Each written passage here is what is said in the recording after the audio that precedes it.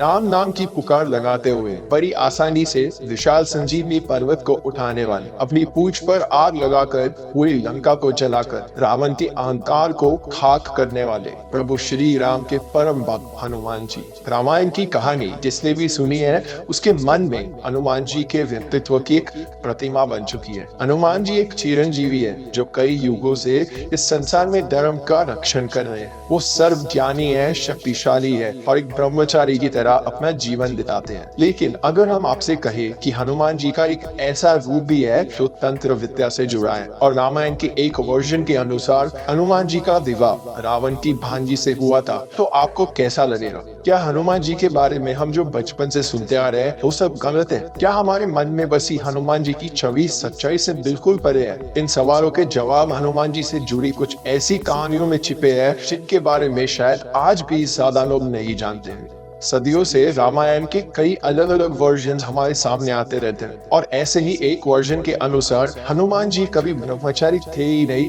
और उनका विवाह रावण की भांजी से हुआ था। विमल सूरी के लिखे रामायण के जैन वर्जन पद्मचरित के अनुसार हनुमान एक विद्याधर यानी सुपर नेचुरल बीइंग थे जिनका विवाह रावण की बहन चंद्रनका की बेटी से हुआ था। चंद्रनका का पति खरशुना भी एक भयंकर राक्षस था जिसकी मृत्यु भगवान श्री राम के हाथों हुई थी और कहते हैं कि इस वजह से हनुमान जी अपने आराध्य श्री राम से नाराज भी हुए थे। लेकिन फिर सच्चाई का साथ देते हुए वो श्री राम के कहने पर माँ सीता से मिलने लंका चले गए, जहाँ उन्होंने अपनी पत्नी के मामा रावण को समझाने की बहुत कोशिश की और उनसे कहा कि वो अपनी जिद छोड़ दे और माँ सीता को मुक्त कर श्री राम के शरण में चले जाए। पर अहंकारी रावण ने उनकी बात नहीं मानी और हनुमान जी ने श्री राम की सेना में शामिल होकर अपने ही मामा ससुर के खिलाफ लड़ने का कठिन फैसला लिया।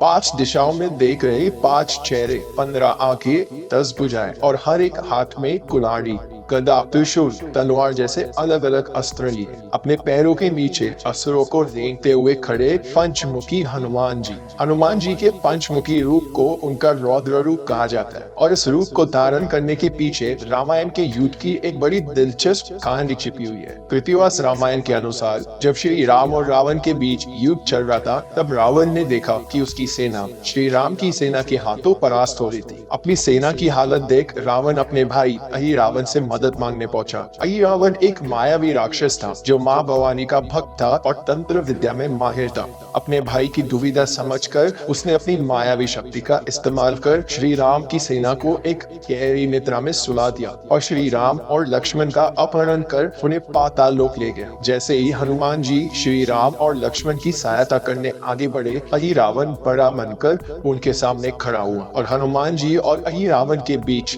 एक भयंकर युद्ध शुरू हुआ। युद्ध में जहां हनुमान जी अपने पूरे बल से अहिरावण का सामना कर रहे थे, वही अहिरावण माया का इस्तेमाल कर बार बार बच रहा था। बहुत देर तक चले युद्ध के बाद हनुमान जी ने देखा कि अहिरावण ने 5 दिशाओं में 5 दिए जलाकर रखे थे।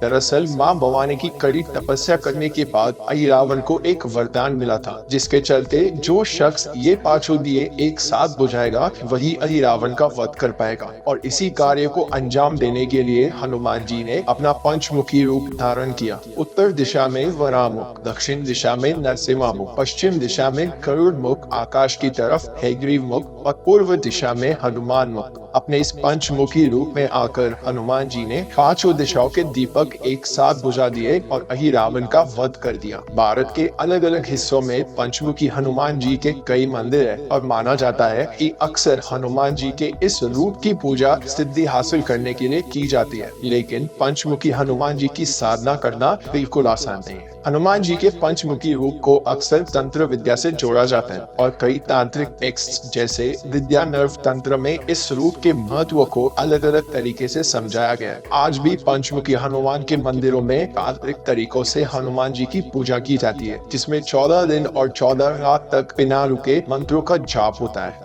सेंट्रल अमेरिका के हॉन्डुरस इलाके में हनुमान जी की खोई हुई नगरी है जो the lost city of monkey God के नाम से मशहूर है। एक ऐसा शहर जिसे हनुमान जी ने असुरों से बचाया था। रामायण के युद्ध कांड के अनुसार एक बार हनुमान जी को प्रभु श्री राम की सहायता करने पाताल लोक जाना पड़ा। और कहा जाता है कि वहाँ उनकी मुलाकात पहली बार अपने पुत्र मकरध्वज से हुई। मकरध्वज पाताल लोक का पहरेदार हुआ करता था। जैसे ही हनुमान जी ने पाताल लोक में प्रवेश करने की कोशिश की, मकरध्वज उनके सामने खड़ा हुआ और उनके बीच एक कड़ी जंग छिड़ गई। हनुमान जी जब भी मकरध्वज पर वार करते, वो उतनी ही ताकत से उन पर पलटवार करता। उसकी इस शक्ति को देख हनुमान जी को आश्चर्य हुआ और उन्होंने उससे पूछा, तुम आखिर हो कौन? मकरध्वज ने हनुमान जी को अपने जन्म की कहानी सुनाई। मकरध्वज की बात सुनते ही हनुमान जी समझ गए कि वो अपनी ही संतान से युद्ध कर रहे थे, लेकिन मकरध्वज अपने कर्तव्य से पीछे हटने के लिए तैयार नहीं था और आखिरकार एक लंबी जंग के बाद हनुमान जी ने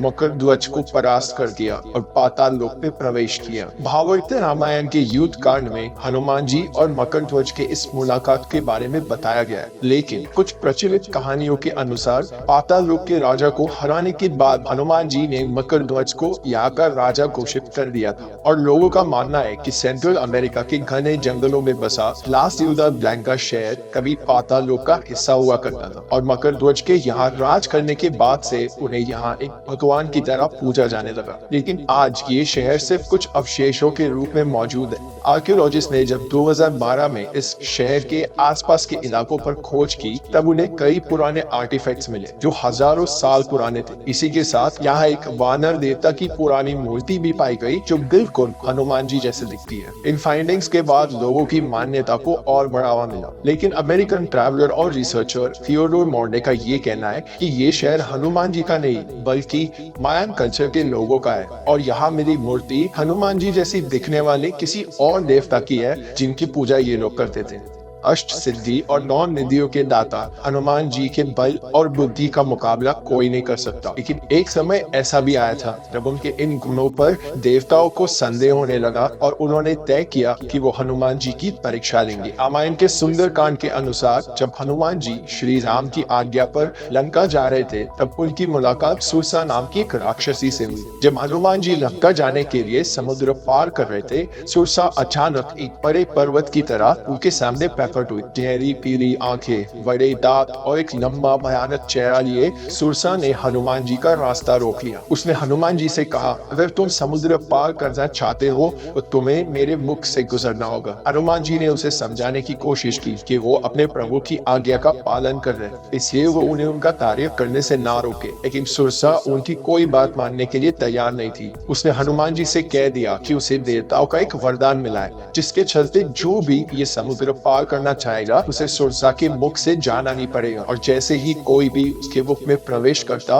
वो उसे खा जाती। ये सुनकर हनुमान जी ने मुस्कुराकर उससे पूछा, लेकिन क्या तुम मेरे पूरे शरीर को अपने मुख में समा पाओगी? और वो धीरे धीरे अपने शरीर का आकार बढ़ाने लगे। जैसे जैसे वो विशाल होते गए, सुरसा भी अपना मुख चौड़ा करने लगी जिससे वो उन्हें निगल सके। लेकिन फिर अचानक हनुमान जी ने अपने शरीर को एक चींटी की तरह छोटा कर दिया और इससे पहले कि सुरसा कुछ समझ पाती, वो उसके मुख में जाकर वापस बाहर भी आ गए। इस कहानी का एक अलग वर्जन भी है जिसमें कहा गया है कि हनुमान जी सुरसा के मुख में जाकर उसके कान से बाहर निकल गए थे। हनुमान जी का कौशल देख सुरसा दंग रह गई। विष्णु पुराण में कहा गया है कि सुरसा दरअसल प्रजापति दक्ष की बेटी थी और नाग माता भी थी। अध्यात्म रामायण के अनुसार उसे देवलोक के देवताओं ने एक भयंकर राक्षसी बनकर हनुमान जी की परीक्षा लेने के लिए भेजा था। लेकिन इस घटना के बाद सुरसा समझ गई कि हनुमान जी जितने बलवान है उतने ही बुद्धिमान भी है। उसने अपना असली रूप धारण कर लिया और हनुमान जी को सारी हकीकत बताकर वो वापस लौट गए।